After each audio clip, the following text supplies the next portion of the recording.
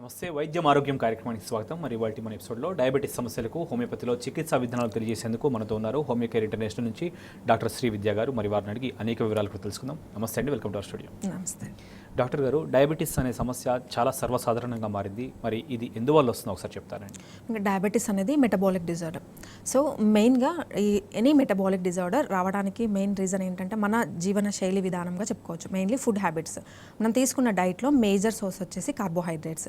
So carbohydrates digestion అయిన తర్వాత వచ్చిన ఫామ్ అయిన గ్లూకోజ్ అంతా కూడా ఎనర్జీగా ఫామ్ అవ్వాలి. ఇది నార్మల్ ప్రాసెస్. సో ఎవరికైతే డయాబెటీస్ లాంటి ఇన్సులిన్ రిలీజ్ అయ్యే ప్రక్రియలో ప్రాబ్లం ఉంటుందో వాళ్ళకు డయాబెటీస్ లేదంటే షుగర్ వ్యాధి తలెత్తే ఛాన్సెస్ ఉంటాయి. ఇవే కాకుండా మెయిన్ అనదర్ రీజన్ వచ్చేసి ఫ్యామిలీ హిస్టరీ. ఎవరికైతే బిఫోర్ జనరేషన్లో ఇద్దరు పేరెంట్స్ లేదంటే గ్రాండ్ పేరెంట్స్లో డయాబెటీస్తో సఫర్ అయిన వాళ్ళలో నెక్స్ట్ జనరేషన్లో వచ్చే ఛాన్సెస్ కంపారిటివ్లీ అదర్ పీపుల్తో పోలిస్తే 50% రిస్క్ ఛాన్సెస్ ఎక్కువగా ఉంటాయి.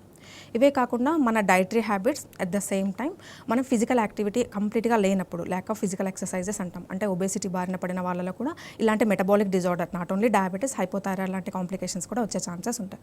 సో మనం దీన్ని ఎలా ఐడెంటిఫై చేయాలి? మేము ఇనిషియల్ స్టేజెస్లో డయాబెటిక్ సిమ్టమ్స్ ఏవైతే ఉన్నాయో అంటే తొందరగా టైర్డ్ అయిపోవడం, అంటే అలసిపోవడం, ఇన్ కేస్ ఆకలి ప్రాపర్గా ఉన్నప్పటికీ ఫుడ్ టైంకి తీసుకున్నప్పటికీ అది ఎనర్జీ కన్వర్షన్గా కంప్లీట్గా మారదు. కాబట్టి ఎర్లీగా అలసిపోవడం, స్వెట్టింగ్ ఎక్కువగా రావడం, పాలిఫేజియా అంటాము. విపరీతమైన ఆకలి టైంకి తీసుకున్నప్పటికీ అలసట రావడం, కంప్లీట్గా వెయిట్ లాస్ అవ్వడం వితిన్ షార్ట్ టైంలో అంటే 1 or 2 monthsలోనే 3 to 4 kgs లాస్ అవ్వడం కూడా డయాబెటీస్ లాంటి సమస్య ఉన్నట్టుగా మనం గుర్తించాలి. ఇవే కాకుండా విపరీతమైన దాహం, ఎక్సెసివ్ థర్స్ట్ అంటాం. At the same time polyuria. Initial స్టేజ్లో ఎవరైతే డయాబెటీస్ బారిన పడుతుంటారో ఎస్పెషల్లీ నైట్ టైంలో యూరిన్ ఫ్రీక్వెన్సీ అనేది ఎక్కువగా ఉంటుంది. గ్రాడ్యువల్గా ప్రాబ్లం పెరిగే కొద్దీ లెవెల్స్ ఎక్కువ అయ్యే కొద్దీ డే టైంలో కూడా యూరిన్ సీక్రెషన్ అనేది ఎక్కువగా జరుగుతుంది. ఓకే అండి, మరి మీతో మాట్లాడేందుకు హైదరాబాద్ నుంచి భాస్కర్ గారు లైన్లో ఉన్నారు. నమస్తే అండి, మాట్లాడండి డాక్టర్ గారితో. హలో హలో నేను రీసెంట్గా డయాబెటిక్ అంటే డయాబెటిక్ అని తెలియదు. ఓకే, మీ ఏజ్ ఎంత అండి? Age 45 ma'am. ఓకే, ఇది ఏంటంటే వెయిట్ లాస్ అంటూ ఏం లేదు, కానీ సివియర్గా హెడ్ ఏక్ అట్లాంటి ప్రాబ్లమ్స్ స్టార్ట్ అయ్యి విజన్ కొంచెం బ్లర్గా ఉంది. కొంచెం క్లియర్గా చెప్పండి. వెయిట్ లాస్ ఏమీ లేదు కానీ హెడ్ ఏక్ ఉంది. హెడ్ ఏక్ ఉంది. ఓకే, అయితే దీనికి అంటే హోమియోపతిలో ట్రీట్మెంట్ చేస్తాను. అలా ఆల్రెడీ నేను బ్లడ్ ఫాస్టింగ్ నేర్చుకుంటున్నాండి 500 ఓకే ఓకే దానికి హోమియోపతిలో ఆల్రెడీ ట్రీట్మెంట్ చేస్తున్నాను. ఓకే, మీకు ఎన్ని ఇయర్స్ నుంచి ఉంది తెలిసిందండి డయాబెటీస్? ఇప్పుడు దగ్గర 8 months అవుతుంది. అంటే 8 months. 1 year అవుతుంది. ఓకే, మెడిసిన్స్ తీసుకుంటున్నారా రెగ్యులర్గా? తీసుకుంటున్నాను 500 లాస్ట్ రిపోర్ట్ ఎంత వచ్చిందండి షుగర్ లెవెల్? షుగర్ లెవెల్ 240 అవుతుంది. 240. ఓకే, సో కొంచెం ఎక్కువగా ఉందండి. 140. ఓకే, నార్మల్గా డయాబెటిక్ పర్సన్ ఆల్రెడీ షుగర్తో సఫర్ అయ్యే వాళ్ళు షుగర్ లెవెల్స్ మెయింటైన్ చేసుకోవడం చాలా ఇంపార్టెంట్. ఎస్పెషల్లీ బిఫోర్ ఫుడ్ తినడానికి ముందు ఎంటీ స్టమక్లో 110 to 130 is the normal range. And after lunch తీసుకున్న తర్వాత 160 to 170 మ్యాక్సిమం 200 లోపల మెయింటైన్ చేయడం చాలా ఇంపార్టెంట్. ఇవి ఎక్సెస్ అవుతున్నట్టే. ఇన్ కేస్ మీరు మెడిసిన్ ఇన్ టైంకి తీసుకున్నప్పటికీ అబౌవ్ 200 ఉంటే కంట్రోల్ అవ్వట్లేదని మనకు క్లియర్గా తెలిసిపోతుంది. సో మెయిన్గా ఇలాంటి డయాబెటిక్ ప్రాబ్లమ్స్ కంట్రోల్లో ఉండడం వల్ల చాలా అదర్ కాంప్లికేషన్స్ రాకుండా ఉంటాయి. ఎస్పెషల్లీ మీ విషయంలో అంటే ఎవరైతే మెటబాలిక్ డిజార్డర్తో సఫర్ అవుతున్నారో, డయాబెటీస్ కానివ్వండి లేదంటే hypothyroid, any other metabolic disorder కంట్రోల్లో లేకపోతే కాంప్లికేషన్స్ వచ్చే ఛాన్సెస్ ఉంటాయి. అంటే ట్రైగ్లిజరైడ్స్ ఎక్కువ కావడం, లిపిడ్ ప్రొఫైల్లో ఫ్యాక్టర్స్ అనేవి పెరిగిపోవడం, లేదంటే బ్లడ్ ప్రెషర్ ఎక్కువ అవ్వడం, ఇవన్నీ కూడా ఎస్పెషల్లీ మీ విషయంలో మేబీ అదే జరిగి ఉండొచ్చు. బ్లడ్ ప్రెషర్ ఎక్కువ అవ్వడం వల్ల కూడా రిపీటెడ్గా హెడ్ ఏక్ వచ్చే ఛాన్సెస్ ఉంటాయి. ఒకసారి చెకప్ చేయించుకోండి. At the same time dietary habits maintain చేయడం చాలా ఇంపార్టెంట్. అంటే కార్బోహైడ్రేట్ ఇంటేక్ తగ్గించేసి వాటర్ ఇంటేక్, ఫైబర్ ఇంటేక్ ఎక్కువ చేసుకోండి. అండ్ ఒకసారి డాక్టర్ని విజిట్ అవ్వండి. మీరు తీసుకుంటున్న టాబ్లెట్స్తో కంట్రోల్లో లేదు కాబట్టి చెకప్కి అవసరం ఉంటుంది. ఓకేనండి, మరి డయాబెటీస్లో ఎన్ని రకాలు ఉంటాయి? మరి వీటికి డయాగ్నోసిస్ చేసేందుకు ఎలాంటి టెస్ట్లు అవసరం ఉంటారు? మనకి డయాబెటీస్ అనేది 5 to 6 టైప్లో ఉండొచ్చు. అకార్డింగ్ టు ఏజ్ డివైడ్ చేయడం జరుగుతుంది. చిన్న పిల్లల్లో అంటే 1 year నుంచి కూడా కొంతమంది బేబీస్లో సఫర్ అయ్యే వాళ్ళు ఉంటారు. వాళ్ళు type 1 డయాబెటీస్ అంటారు. ఎస్పెషల్లీ 20 years లోపల either females or males. So వీళ్ళలో type 1 డయాబెటీస్ ఎందుకు వస్తుంది అంటే ఎవ్రీ హ్యూమన్ బీయింగ్లో ప్యాంక్రియాసిస్ అనే గ్లాండ్ ఉంటుంది. సో దాని నుంచి రిలీజ్ అయ్యే హార్మోన్ ఇన్సులిన్ అనేది మనం తీసుకున్న ఫుడ్ నుంచి ఎనర్జీ కన్వర్షన్లో చాలా ఇంపార్టెంట్ రోల్ ప్లే చేస్తుంది. సో చిన్నపిల్లల్లో ఆటోఇమ్యూన్ ఏదైనా డిసీజ్ వల్ల, లేదంటే ప్యాంక్రియాటిక్ ట్యూమర్స్ వల్ల కావచ్చు, లేదంటే ఇన్ఫెక్షన్స్ వల్ల ఈ ఇన్సులిన్ రిలీజ్ అయ్యే బీటా సెల్స్ అనేవి డిస్ట్రాయ్ అవ్వడం జరుగుతుంది. సో దీనివల్ల వాళ్ళలో ఫుడ్ తీసుకుంటున్నప్పటికీ అది కన్వర్షన్ జరగకపోవడం వల్ల షుగర్ లెవెల్స్ చాలా ఫాస్ట్గా పెరిగిపోతుంటాయి. సో సిమ్టమ్స్ అందరిలో ఒకేలా ఉంటుంది. టైప్ 1 అంటే చిన్నపిల్లల్లో, అంటే ప్రెగ్నెంట్ ఉమెన్లో, టైప్ 2 డయాబెటీస్ అయినా ఎల్డర్ పీపుల్లో అందరిలో సిమ్టమ్స్ ఒకేలా ఉంటాయి. బట్ దాంట్లో సివియారిటీ అంటాం, అంటే కాంప్లికేషన్స్ టైప్ 1లో అంటే చిల్డ్రన్లో వచ్చే డయాబెటీస్లో చాలా ఫాస్ట్గా పెరిగిపోవడం జరుగుతుంది. అంటే డ్యామేజ్ కూడా చాలా ఎక్కువగా జరుగుతుంది. సో సిమ్టమ్స్ అన్నీ ఒకేలా ఉంటాయి. అంటే విజన్ బ్లైండ్నెస్ కావచ్చు, వెయిట్ లాస్, లేదంటే ఎక్సెసివ్ థర్స్ట్ కానీ, లేదంటే యూరిన్ పాస్ చేయడం కానివ్వండి. ఏదైనా డిసీజ్ వచ్చినప్పుడు, ఈవెన్ కోల్డ్ కాఫ్ లాంటి మైనర్ డిసీజ్ కావచ్చు, లేదంటే ఏదైనా స్కిన్ కాంప్లికేషన్స్ ఏదైనా వచ్చినప్పటికీ అంత ఈజీగా కంట్రోల్ అవ్వదు. సో ఇది కూడా వన్ ఆఫ్ ది డయాబెటిక్ కాంప్లికేషన్గా చెప్పుకోవచ్చు. దీన్ని డిలేడ్ హీలింగ్ అంటాము. ఇవే కాకుండా ప్రెగ్నెంట్ ఉమెన్లో, అంటే ఎస్పెషల్లీ థర్డ్ ట్రైమిస్టర్లో కొంతమందిలో ఏంటంటే ఇన్సులిన్ రెసిస్టెన్స్ డెవలప్ అవుతుంది. సో దానివల్ల కూడా ఛాన్సెస్ ఉంటాయి ఐదర్ షుగర్ లెవెల్స్ పెరిగిపోవడం. వీళ్ళలో మెడికేషన్ చాలా మందిలో అవసరం ఉండదు. మనం డైటరీ మోడిఫికేషన్, మైల్డ్ ఎక్సర్సైజ్ లాంటివి, వాకింగ్ లాంటివి చేసుకుంటే కంట్రోల్కి వచ్చేస్తుంది. అండ్ మోస్ట్లీ చాలా మందిలో ఫ్యామిలీ హిస్టరీ లేని వాళ్ళలో చూసుకున్నట్లయితే 80% జెస్టేషన్ డయాబెటీస్ అంటే ప్రెగ్నెంట్ ఉమెన్లో వచ్చేది దానంతటదే తగ్గిపోతుంది. బట్ కొంతమందిలో ఒక 20% ఆఫ్ ద పీపుల్లో కంటిన్యూ అయ్యే ఛాన్సెస్ ఉంటాయి. దాన్ని టైప్ 2 డయాబెటీస్ అంటారు. హోమియో సపోర్ట్ వచ్చేసరికి ప్రీ డయాబెటిక్ కండిషన్ కానీ టైప్ 2 డయాబెటీస్లో చాలా మంచి రోల్, అంటే ఎక్కువ మనకు కాంప్లికేషన్స్ డెవలప్ అవ్వకుండా కంప్లీట్గా తగ్గే ఛాన్సెస్ ఉంటాయి. నల్గొండ నుంచి రమేష్ గారు లైన్లో ఉన్నారు. నమస్తే అండి, మాట్లాడండి డాక్టర్ గారితో. మేడం నమస్తే మేడం. నమస్తే, చెప్పండి. మేడం మేము నాకు డయాబెటీస్ 2014 వెళ్ళింది మేడం. ఓకే. అయితే నేను అది గ్లైకాజ్ వాడుతున్నాను, గ్లైకాజ్ ఏం వాడుతున్నాను. ఓకే. అయితే దాంట్లో మనకు ఇప్పుడు ఏమొస్తుందంటే మేడం నార్మల్గా ఉంటుంది 40 దాకా వస్తుంది మేడం. ఓకే. ఉదయం హాఫ్ టాబ్లెట్, మధ్యాహ్నం నైట్ హాఫ్ టాబ్లెట్ వాడుతున్నాను. ఓకే. ఎన్ని ఇయర్స్ నుంచి టాబ్లెట్ తీసుకుంటున్నారు? నార్మల్గా ఉంది మేడం. ఇది వాడుకుంటూ మన హోమియోపతిలో ఏమైనా ట్రై చేస్తాం మేడం? ఓకే, తీసుకోవచ్చండి డెఫినెట్గా. ఎస్పెషల్లీ మీ విషయంలో టైప్ 2 డయాబెటీస్ హోమియోపతి చాలా వరకు హెల్ప్ అవుతుంది. ఇనిషియల్ స్టేజ్లో ఏవైతే సిమ్టమ్స్ ఉన్నావో అవి తగ్గిపోతుంది. గ్రాడ్యువల్గా ఆఫ్టర్ 6 to 7 monthsలో మీ రిపోర్ట్ నార్మల్కి వచ్చిన తర్వాత fasting post lunch at the same time HbA1c అనేది గ్లైకోజిలేటెడ్ హిమోగ్లోబిన్ టెస్ట్ మనకు డయాబెటీస్లో ఇది మేజర్ క్రైటీరియాగా చూపిస్తాం. డయాబెటీస్ వాళ్ళలో జనరల్గా 6 కంటే ఎబోవ్ ఉంటుంది, 6.5 కానీ లేదంటే 7. చాలా ఇయర్స్ నుంచి సఫర్ అయ్యే వాళ్ళలో మోర్ దెన్ 7 కూడా ఉండొచ్చు కొంతమందిలో. బట్ హోమియోపతి ద్వారా ఎస్పెషల్లీ టైప్ 2 డయాబెటీస్ మీలాంటి విషయంలో చాలా హెల్ప్ అవుతుంది. HbA1c నార్మల్కి వచ్చిన తర్వాత మీరు తీసుకుంటున్న టాబ్లెట్ ఏదైతే ఉందో అది కంప్లీట్గా రెడ్యూస్ చేసే అవకాశాలు కూడా ఉంటాయి. సో లేటెస్ట్ రిపోర్ట్ ఏదైనా ఉంటే తీసుకుని నియరెస్ట్ బ్రాంచ్ని విజిట్ అవ్వండి. ఓకేనండి. మరి మీరు ఇందాక చిన్నపిల్లల్లో కూడా డయాబెటీస్ వస్తుందన్నారు. మరి వారిలో గుర్తించాల్సిన లక్షణాలు అంటే ఏ విధంగా ఉంటాయి, ఎలాంటి టైం ఉన్నప్పుడు వాళ్ళు హాస్పిటల్ని సంప్రదించాల్సిన అవసరం ఉందంటారు? ఎస్పెషల్లీ చిన్నపిల్లలు 10 years బిలో వాళ్ళు సిమ్టమ్స్ ఎక్స్ప్రెస్ చేయరు. బట్ మనం ఏదైతే అబ్జర్వేషన్ ఉంటుందో వాళ్ళు ఆకలి ఎక్కువగా ఉంటుంది, టైంకి తింటారు, బట్ వెయిట్ లాస్ ఉంటుంది. ఇది మేజర్ సైన్ ఆఫ్ ద డయాబెటీస్గా చెప్పుకోవచ్చు. అండ్ వీళ్ళలో ఏంటంటే తొందరగా అలసిపోవటం, స్వెట్టింగ్ ఎక్కువగా రావటం, ఈవెన్ అవుట్డోర్ యాక్టివిటీస్ అంతా మిగతా చిల్డ్రన్ లాగా పార్టిసిపేట్ చేయలేకపోవడం, ఇలాంటివన్నీ ఉన్నట్లయితే మనము షుగర్ టెస్ట్ ద్వారా ఫాస్టింగ్ పోస్ట్ లంచ్ అనేది మనకు బ్లడ్ ప్రొఫైల్ చేస్తాము. ఇది చేస్తే నార్మల్గా రేంజ్ చూసుకున్నట్లయితే 130 కంటే above before food and after 160 above ఉంటే మనకు డయాబెటీస్ ఉన్నట్టు కన్ఫర్మ్ చేయొచ్చు ఇన్ కేస్ చిల్డ్రన్లో కూడా. బట్ వీళ్ళలో ఏంటంటే కంప్లీట్గా ఇన్సులిన్ ఉండదు కాబట్టి ఇన్సులిన్ బయట నుంచి ఇంజెక్షన్ రూపంలో ఇస్తారు. ఇది కంపల్సరీ తీసుకోవాల్సి ఉంటుంది. తీసుకోకపోతే ఏదైతే సిమ్టమ్స్ ఉన్నాయో అవి పెరగడం, ఎస్పెషల్లీ చిన్నపిల్లలు ఏంటంటే కాంప్లికేషన్స్ కూడా చాలా ఫాస్ట్గా డెవలప్ అవుతాయి. అంటే మజిల్ వీక్నెస్ కావటం, లేదంటే విజన్ కూడా చాలా తొందరగా డ్యామేజ్ అవ్వటం. సో ఇవన్నీ కాంప్లికేషన్స్ పెరగకుండా చూసుకోవచ్చు. బట్ హోమియోపతి ఇలాంటి కేసెస్లో టైప్ 1 డయాబెటీస్లో 100% కాదు. బట్ ఏంటంటే ఇన్సులిన్ రిడక్షన్ చేయకున్నా కానీ కాంప్లికేషన్స్ స్టాప్ చేయొచ్చు. అంటే సిమ్టమ్స్ డెవలప్ అవ్వకుండా, వీక్నెస్ డెవలప్ అవ్వకుండా, లేదంటే మజిల్ వేస్ట్ కానివ్వండి, ఈ కాంప్లికేషన్స్ రాకుండా విత్ ఇన్సులిన్ సపోర్ట్తో నార్మల్ చేయొచ్చు. మరో కాలర్ హైదరాబాద్ నుంచి జానీ గారు లైన్లో ఉన్నారు. నమస్తే అండి, చెప్పండి మీ సమస్య ఏంటో. హలో హలో, మాట్లాడండి. నమస్తే డాక్టర్ గారు. నమస్తే, చెప్పండి. నాకు టైప్ 2 డయాబెటిక్ ఉందండి. ఓకే, ఎన్ని ఇయర్స్ నుంచి ఉందండి? ఒక 4 years నుంచి ఉందండి. ఓకే. అదే 4 years నుంచి టైప్ 2 డయాబెటిక్ ఉందండి. ఓకే, ఏం మెడిసిన్స్ తీసుకుంటున్నారు ప్రజెంట్? 1000 mg వాడుతున్నానండి. ఓకే. ఒక్కొక్కసారి కంట్రోల్ ఉంటుంది, ఒక్కొక్కసారి పెరుగుతుంది మేడం. ఏం చేయాలి? ఓకే. జనరల్గా ఈ రిపోర్ట్ అనేది మనం తీసుకునే ఫుడ్ని బట్టి డిపెండ్ అవుతుంది. అంటే ఎక్కువ గ్లూకోజ్ ఉన్న ఫుడ్, ఫర్ ఎగ్జాంపుల్ చూడాలంటే మనం రైస్ తీసుకున్నప్పటికీ కొన్ని రకాలైన ఫ్రూట్స్ అండ్ ఇంకొకసారి ఎక్కువ టైం తీసుకున్నా కానీ మనకు షుగర్ లెవెల్స్ అనేది ఎక్కువ చూపిస్తుంది. అందుకే ఇలాంటి మెటబాలిక్ డిజార్డర్స్లో ఖచ్చితంగా డైట్ అనేది చాలా ఇంపార్టెంట్ రోల్ ప్లే చేస్తుంది. మెడిసిన్ తీసుకుంటున్నప్పటికీ మనం రెగ్యులర్గా ఆహారపు అలవాట్లు మెయింటైన్ చేసుకోవడం, ఫిజికల్ యాక్టివిటీ మెయింటైన్ చేసుకోవడం చాలా ఇంపార్టెంట్. సో ఒకసారి డాక్టర్ని డైరెక్ట్గా విజిట్ అవుతే ఇలాంటి ప్రాబ్లమ్కి ఏం తినకూడదు, ఎక్సెస్ షుగర్ లెవెల్స్ ఇంటేక్ ఉన్న ఫుడ్ కానివ్వండి, నార్మల్ పర్సన్ తీసుకున్నంత షుగర్ ఇంటేక్ కానీ ఖచ్చితంగా తీసుకోకూడదు. సో అలాంటప్పుడు మీకు రిపోర్ట్ పెరగదు అండ్ ఫర్దర్గా ప్రాబ్లమ్స్ కూడా రాకుండా ఉంటాయి. ఓకేనండి. మరి డయాబెటీస్లో ఉన్న రకాలకి హోమియోపతిలో ఎలాంటి ట్రీట్మెంట్ విధానం ఉంటుంది? వారు ఒకవేళ ట్రీట్మెంట్ తీసుకున్న సమయంలో ఏమైనా ఆహారం పట్ల ఏమన్నా ఖచ్చితంగా ఏమైనా నియమాలు పాటించాల్సిన అవసరం ఉందంటారా? డైటరీ హ్యాబిట్స్ మెయింటైన్ చేసుకోవడం హోమియోపతి వాళ్ళకి ఎనీ మెడికేషన్ తీసుకుంటున్నప్పటికీ ఖచ్చితంగా ఫాలో చేయాల్సి ఉంటుంది.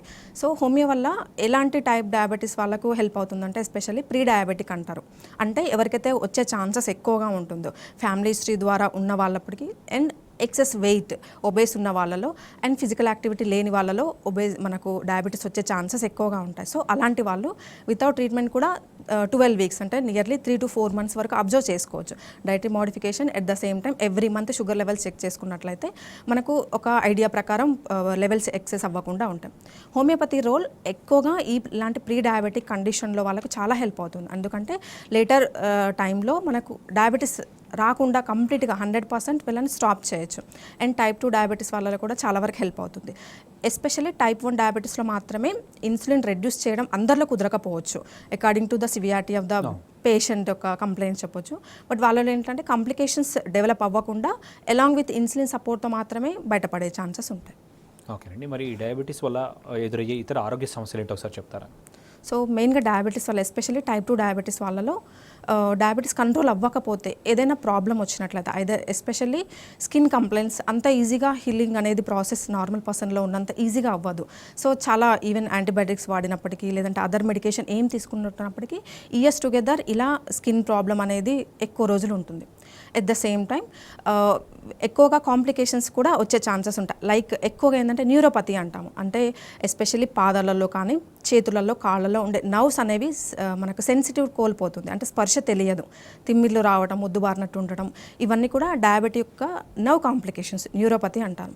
చాలా కొద్ది మందిలో ఎస్పెషల్లీ ఫీమేల్స్లో ఏమవుతుందంటే విజన్ అనేది చాలా లాస్ అవుతుంది.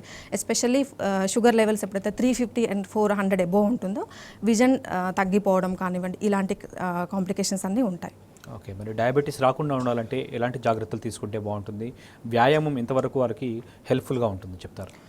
మెయిన్గా ఇలాంటి హ్యాబిట్స్ ఐదర్ డైటరీ ఆస్పెక్ట్స్ లేదంటే ఎక్సర్సైజ్ ప్రీ డయాబెటిక్ వాళ్ళకు చాలా హెల్ప్ అవుతుంది. అంటే మనకు టైప్ 2 డయాబెటీస్ కాంప్లికేషన్ డెవలప్ అవ్వకుండా స్టాప్ అవ్వచ్చు. బట్ ఈ ఫిజికల్ యాక్టివిటీ అనేది డయాబెటీస్ మాత్రమే కాదు, ఏ మెటబాలిక్ డిజార్డర్కైనా సరే, అంటే మనకు హైపోథైరాయిడ్ లాంటి కానివ్వండి లేదంటే అదర్ డయాబెటీస్ 2 కానీ వీటన్నిటిలో చాలా హెల్ప్ అవుతుంది. వై? బికాస్ కాన్స్టాంట్గా సెడెంటరీ హ్యాబిట్స్ ఉండడం వల్ల మనం తీసుకున్న ఫుడ్ కాన్స్టెంట్ అలాగే ఎనర్జీ ఫామ్ అవ్వకుండా గ్లూకోజ్లో స్టాగ్నెట్ అయిపోతుంది. సో ఎక్సెస్ షుగర్ లెవెల్స్ ఎప్పుడైనా అదర్ కాంప్లికేషన్స్కి దారితీసే ఛాన్సెస్ ఉంటాయి. So metabolic disorders like type 2 diabetes కానీ లేదంటే హైపోథైరాయిడ్ లేదా any other conditions like obesity కానివ్వండి, ట్రైగ్లిజరాయిడ్స్ ఎక్కువగా ఉన్న వాళ్ళలో అందరిలో కూడా ఫిజికల్ యాక్టివిటీ 40% హెల్ప్ అవుతుంది. ఇన్ కేస్ మెడిసిన్ కూడా ఇన్ టైం తీసుకున్నట్లయితే 90 to 100% సేఫ్ అయ్యే ఛాన్సెస్ ఉంటాయి. ఓకే. చాలామంది అంటే ఒబేస్గా ఉన్నవారికే డయాబెటీస్ వస్తుంది లేదంటే థిన్గా ఉన్నవారికి రాదన్నట్టు ఒక అపోహలో ఉంటారు. అది ఎంతవరకు నిజం అండి అసలు? అది 30% ఒబేసిటీ వాళ్ళకి రిస్క్ ఫ్యాక్టర్ ఉంటుంది. ఎందుకంటే ఇన్సులిన్ రెసిస్టెంట్ అనేది థిన్ పర్సన్లో కంపేర్ చేస్తే ఒబేస్ వాళ్ళలో అంత ఈజీగా అనేది ఉండదు. సో రిస్క్ ఫ్యాక్టర్ ఎక్కువ. అలా అని థిన్ పర్సన్లో లీన్గా ఉన్న వాళ్ళలో వెయిట్ నార్మల్గా ఉన్న వాళ్ళలో డయాబెటీస్ రాదు అనడానికి లేదు. ఎందుకంటే చాలా రీజన్స్ ఉంటాయి. జెస్టేషనల్ వానికి కానివ్వండి, టైప్ 2 అండ్ టైప్ 1 ఎన్ని టైప్స్ ఆఫ్ ద డయాబెటీస్కి రీజన్ వేరు. ఓకే. కాబట్టి వెయిట్ మాత్రమే ఒక మ్యాండేటరీ కాదు, అది కొద్ది వరకు ఒబేసిటీలో మాత్రమే రిస్క్ ఉంటుంది. ఓకే. ఈ రోజుల్లో చాలామందికి అంటే స్మోక్ చేయడం, డ్రింక్ చేయడం చాలా కామన్ హ్యాబిట్స్గా మారాయి. సో అలాంటి వారికి ఈ డయాబెటీస్ ఒకవేళ డయాగ్నోస్ అయిందనుకోండి, వాళ్ళు అదే కంటిన్యూ చేస్తే ఇంకా ఎలాంటి డిసడ్వాంటేజెస్ ఎదురయ్యే అవకాశాలు ఉంటాయండి? సో డయాబెటీస్ ఎస్పెషల్లీ టైప్ 2 కానీ లేదంటే టైప్ 1 ఎస్పెషల్లీ యంగ్ ఏజ్లో వస్తుంది కాబట్టి పెద్దగా ప్రాబ్లం ఉండదు. టైప్ 2 వాళ్ళలో ఎస్పెషల్లీ నార్మల్ లెవెల్స్ ఉంటే అంత పెద్ద మేజర్ ప్రాబ్లం అవ్వకపోవచ్చు. బట్ మనం లెవెల్స్ చెక్ చేసుకున్నట్లయితే HbA1c మోర్ దెన్ 7 ఉన్న వాళ్ళలో చాలా డిస్ట్రాయ్ అయ్యే ఛాన్సెస్ ఉంటాయి. అంటే స్మోకింగ్ వల్ల కానీ లేదంటే ఎక్సెసివ్ ఆల్కహాల్ వల్ల కూడా లివర్ ఫంక్షన్ అనేది తగ్గిపోతుంది. దానివల్ల ఇండైజెషన్ ప్రాబ్లమ్స్ రావటం కానీ లేదంటే ఏదైనా సరే ఎక్సెస్గా ఉండడం అనేది చాలా వరకు దాన్ని డిస్ట్రాయ్ చేసే ఛాన్సెస్ ఉంటాయి. సో అబోవ్ 250 అండ్ 350 ఉన్న వాళ్ళలో మనం ఆహారపు అలవాట్లు జీవనశైలి కూడా 100% నార్మల్గా ఉంటేనే టైప్ 2 డయాబెటీస్ నుంచి లేదంటే టైప్ 1 ఏదైనా నుంచి నార్మల్గా వచ్చే ఛాన్సెస్ ఉంటాయి. సో ఈ ఆహారపు అలవాట్లు రిస్ట్రిక్షన్ అనేది 100% మనం కేర్ఫుల్గా ఉండాల్సిందే. ఓకేనండి. మరి ప్రెగ్నెంట్ ఉమెన్లో కూడా ఈ డయాబెటీస్ వచ్చే అవకాశాలు ఉన్నాయంటారు కదా. సో డెలివరీ తర్వాత కూడా పుట్టబోయే బిడ్డకి ఏమన్నా సంక్రమించే అవకాశం కావచ్చు, లేదంటే పేరెంట్స్ నుంచి చిల్డ్రన్స్కి వచ్చే అవకాశం ఏమైనా ఉన్నాయంటారా? బట్ అఫ్ కోర్స్ ఇంతకుముందు చెప్పినట్లు family history 100% risk factor. But అందరికీ రావాల్సిన అవసరం లేదు. ఎర్లీ స్టేజ్లోనే ఎవరికైతే సిమ్టమ్స్ ఉంటాయో అంటే వెయిట్ గెయిన్ ఫాస్ట్గా ఉండడం లేదంటే వెయిట్ లెస్ ఫాస్ట్గా ఉండడం విత్ ఇన్ డేస్లో కానీ 1 మంత్లో అబ్జర్వ్ చేసుకున్నట్లయితే మనం విత్ ఇన్ గైనకాలజిస్ట్ కానీ డాక్టర్ ఎవరైతే చెక్ చేస్తున్నారో వాళ్ళు ఓరల్ గ్లూకోజ్ టాలరెన్స్ టెస్ట్ అనేది చేస్తారు. సో దాని లెవెల్ని బట్టి ఇమ్మీడియట్గా మెడికేషన్ స్టార్ట్ చేయడం, మైల్డ్ ఎక్సర్సైజ్ స్టార్ట్ చేయడం, కార్బోహైడ్రేట్ రిస్ట్రిక్షన్ అనేది కంపల్సరీగా అడ్వైస్ చేస్తారు. ఈ ప్రాపర్ మెయింటైనింగ్ ఫ్యాక్టర్ ఉంటే ఈవెన్ బేబీకి కూడా టైప్ 2 డయాబెటీస్ లేదంటే టైప్ 1 డయాబెటీస్ రాకుండా 100% ప్రివెంట్ చేయొచ్చు. ఓకే, మరి ఈ డయాబెటీస్ నివారణకు హోమియోపతిలో ట్రీట్మెంట్స్ రిజల్ట్స్ ఏ విధంగా ఉంటాయండి? హోమియో రోల్ అనేది డిఫరెంట్ టైప్ ఆఫ్ ద డయాబెటీస్ని డిపెండ్ చేస్తూ ఉంటుంది. ఎస్పెషల్లీ మేజర్లో అంటే పెద్దవాళ్ళలో వచ్చే డయాబెటీస్ అండ్ ప్రీ డయాబెటిక్ అంటారు. అంటే డయాబెటీస్ ముందు వచ్చే ఏదైతే ఉందో రిస్క్, ఇవి 100% వితౌట్ ఎనీ ప్రీవియస్ తీసుకుంటున్న మెడికేషన్ కూడా తగ్గించేసి నార్మల్కి వచ్చేంత ఛాన్సెస్ ఉంటాయి. But coming to type 1 diabetes and uncontrolled డయాబెటీస్లో మాత్రమే ఈ ఏదైతే మెడికేషన్ ఉంటుందో దాంతో పాటుగా హోమియో సపోర్ట్ దొరికితే కాంప్లికేషన్స్ రాకుండా స్టాప్ చేయొచ్చు. బట్ మెడికేషన్ తీసేయడం అనేది అందరిలో సాధ్యపడకపోవచ్చు. ఓకే అండి. ప్రత్యేకించి వయసు పైబడిన వారిలో ఈ డయాబెటీస్ అటాక్ ఏ విధంగా ఉంటుంది, ఏ లెవెల్స్లో ఉంటుందో ఒకసారి చెప్తారండి? సో పెద్దవాళ్ళలో అంటే టైప్ 2 డయాబెటీస్ ఇది కొంతమందిలో సిమ్టమ్స్ లేకుండా కూడా ఉండొచ్చు. సో చాలా మందిలో ఈ డయాబెటీస్ అనేది రొటీన్ చెకప్లో మాత్రమే బయటపడుతుంది. అందరిలో సిమ్టమ్స్ ఉండవు. At the same time symptoms కూడా అంత ఫాస్ట్గా పెరగవు. చాలా ఇయర్స్ తీసుకుంటుంది.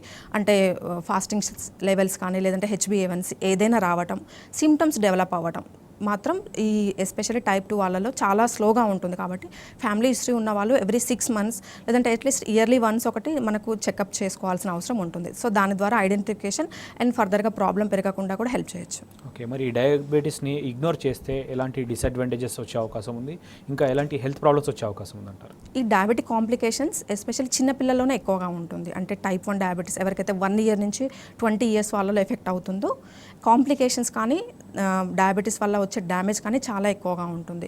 వెయిట్ లాస్, మజిల్ లాస్ లేదంటే చూపు అనేది కూడా చాలా ఫాస్ట్గా తగ్గిపోవడం, ఇవన్నీ చిన్నపిల్లలు వచ్చే కాంప్లికేషన్స్. బట్ పెద్దవాళ్ళలో ఏంటంటే న్యూరోపతి కానీ లేదంటే ఎక్కువగా డైజెషన్ ఇబ్బంది రావడం, లేదంటే ఆర్థరైటిస్ అంటాము అంటే ఫ్రోజన్ షోల్డర్ లాంటివి డెవలప్ అవ్వడం, నీ జాయింట్స్ డెవలప్ అవ్వడం, ఏ కంప్లైంట్ అయినా చిన్నపిల్లల్లో వచ్చినంత ఫాస్ట్గా పెద్దవాళ్ళలో టైప్ 2 డ్యామేజ్ అనేది చాలా స్లోగా ఉంటుంది.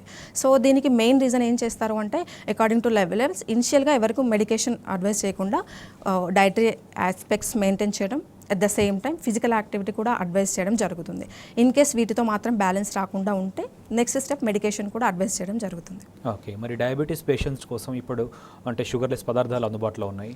సో వాటి గురించి మీరేం చెప్తారు? ఇవి కొంతమందికి హెల్ప్ అవుతుంది.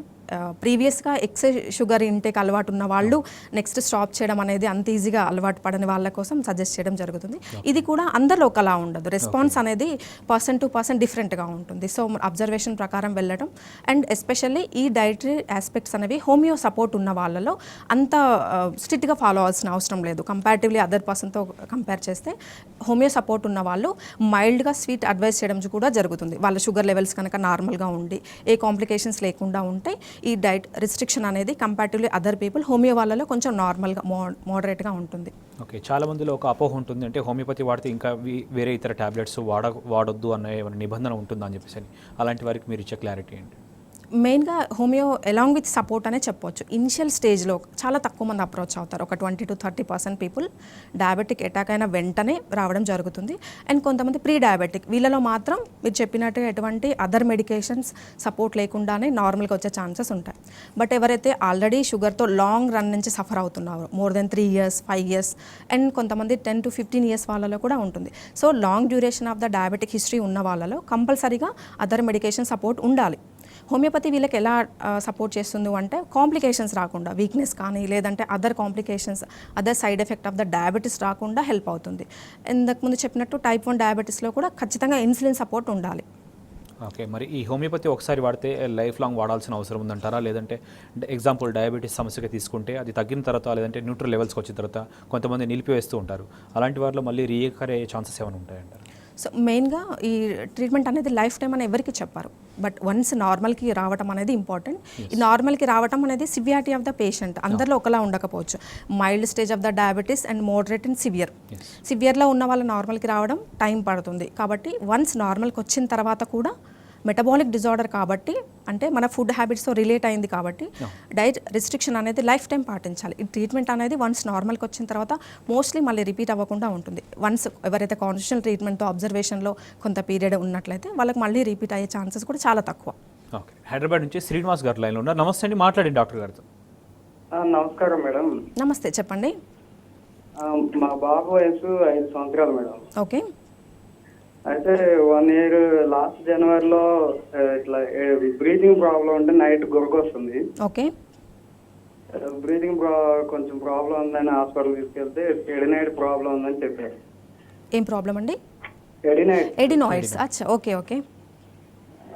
అయితే తర్వాత ఒక 8 నెలల వరకు, లాస్ట్ నవంబర్ వరకు హోమియో మెడిసిన్ వాడాం మేడం. ఓకే. అయితే ప్రాబ్లం అయితే క్యూర్ కాలేదు. మళ్ళీ ఎప్పుడన్నా జలుబు ఇట్లా చేసినప్పుడు బ్రీతింగ్ సేమ్ ప్రాబ్లం వస్తుంది. ఓకే. జనరల్గా దాని గురించి ఏమైనా చెప్తారా?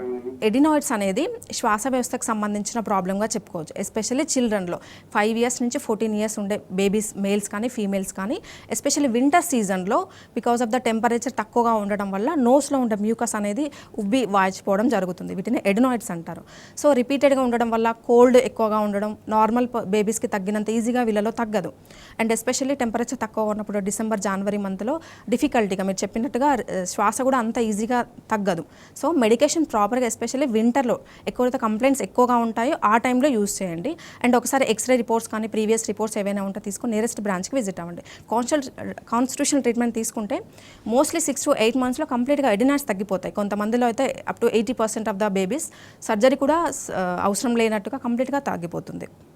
ఓకేనండి, మరి చిన్నపిల్లలు వచ్చే డయాబెటీస్ని రికగ్నైజ్ చేసిన తర్వాత పేరెంట్స్ వైపు నుంచి ఎలాంటి డూస్ అండ్ డోనాట్స్ ఉంటాయి ఒకసారి చెప్తారా? సో మెయిన్గా పిల్లల్లో ఏంటంటే ఎక్కువగా ఎంటీ స్టమక్లో ఉండకూడదు. ఎందుకంటే గ్లూకోజ్ లెవెల్స్ చాలా ఫాస్ట్గా పెరగడం అండ్ ఎక్సెస్గా పెరగడం అనేది ఉంటుంది. కాబట్టి time to time food habits maintain చేయడం, ఇంటేక్ అనేది అవసరం. ఈవెన్ వాటర్ ఇంటేక్ కానీ ఫుడ్ ఇంటేక్ కానీ every 4 hours small quantity of the food and ఎక్కువ సార్లు తీసుకోవడం ప్రైమరీ క్రైటీరియా. దీనివల్ల ఏంటంటే మెడిసిన్, ఫుడ్ తీసుకోవడం, ఇమీడియట్గా ఇన్సులిన్ తీసుకోవడం వల్ల షుగర్ లెవెల్స్ అనేవి కాన్స్టెంట్గా ఉంటాయి. ఇలా లాంగ్ టర్మ్లో ఉన్నట్లయితే బేబీకి ఫర్దర్గా కాంప్లికేషన్స్ రావు. సో ప్రైమరీ ఇన్స్ట్రక్షన్ వచ్చేసి ఫుడ్ హ్యాబిట్స్ అండ్ టైంకి ఇన్సులిన్ తీసుకోవడం. అండ్ సెకండ్ పాయింట్ వచ్చేసి ఫిజికల్ యాక్టివిటీ. ఎవరైతే ఎక్కువగా మనకు తీసుకున్న ఫుడ్ ప్రకారం, కన్సంప్షన్ ప్రకారం యాక్టివిటీ, కలోరీ బర్న్ అనేది ఉండాలి.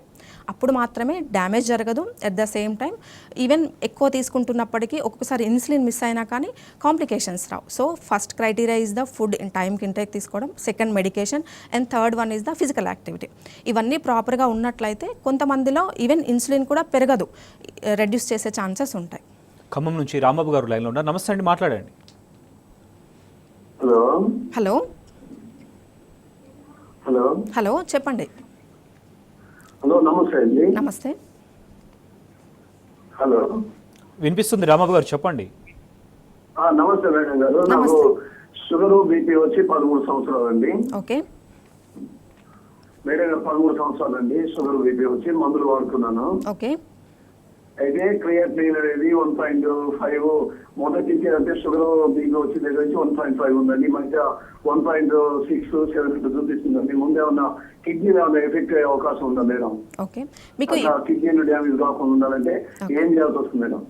మెయిన్గా సీరం క్రియాటినిన్ మీరు చెప్పినట్లు డయాబెటీస్ చాలా ఇయర్స్ నుంచి మోర్ దెన్ 10 years నుంచి ఉన్నట్లయితే లిపిడ్ ప్రొఫైల్ అండ్ మీరు చెప్పినట్లు సీరం క్రియాటినిన్ అబ్జర్వేషన్ ఇవ్వడం చాలా ఇంపార్టెంట్. మీరు చెప్పింది 1.6 ఇది ప్రాబ్లం కాదు, నార్మల్. 1.8 కంటే ఎక్కువగా ఉంటేనే మనం దాన్ని కన్సిడర్ చేయాల్సి ఉంటుంది, అంటే risk of the kidney problem వచ్చే ఛాన్సెస్. మీ విషయంలో నార్మల్గా ఉంది, బట్ ఇంకా ఫర్దర్గా లైఫ్లో పెరగకుండా ఉండాలంటే కాన్స్టిట్యూషన్ ట్రీట్మెంట్ మీకు చాలా హెల్ప్ అవుతుందండి. ఒకసారి హోమియో డాక్టర్ని విజిట్ అయినట్లయితే కాన్స్టిట్యూషన్ ట్రీట్మెంట్ తీసుకుంటే మీ లెవెల్స్ నార్మల్కి వస్తాయి. అట్ ద సేమ్ టైం ఇలాంటి డ్యామేజ్ కూడా మళ్ళీ ఫ్యూచర్లో రాకుండా మనం హెల్ప్ చేయొచ్చు. ఓకే డాక్టర్ గారు, థ్యాంక్ యూ సో మచ్ అండి స్టూడియోకి వచ్చి కాలర్స్ యొక్క డౌట్స్ని క్లారిఫై చేసినందుకు థ్యాంక్ యూ. సో ఇది వాళ్ళ వైద్యం ఆరోగ్యం. Keep watching tea news.